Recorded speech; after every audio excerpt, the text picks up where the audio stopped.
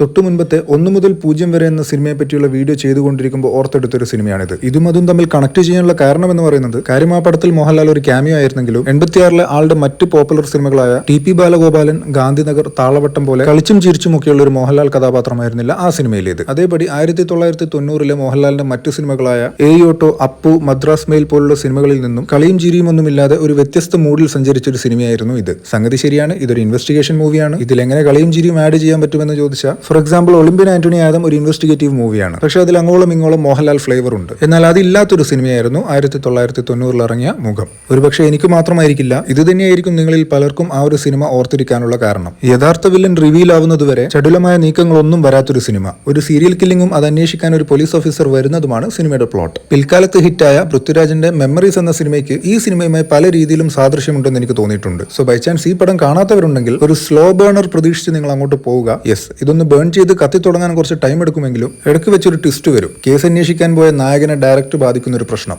അവിടുന്ന് അങ്ങോട്ട് നിങ്ങൾ തീർച്ചയായും ഇതിൽ ഹുക്ക് ചെയ്യപ്പെടും. പിന്നെ ഇതിൽ പ്രധാനപ്പെട്ട ഒരാളെ പറ്റി ഞാൻ ഇപ്പോഴും പറഞ്ഞിട്ടില്ല, അയാളാണ് ഇതിലെ താരം. സോ കണ്ടിട്ടില്ലാത്തവർ ഒന്ന് ട്രൈ ചെയ്ത് നോക്കുക.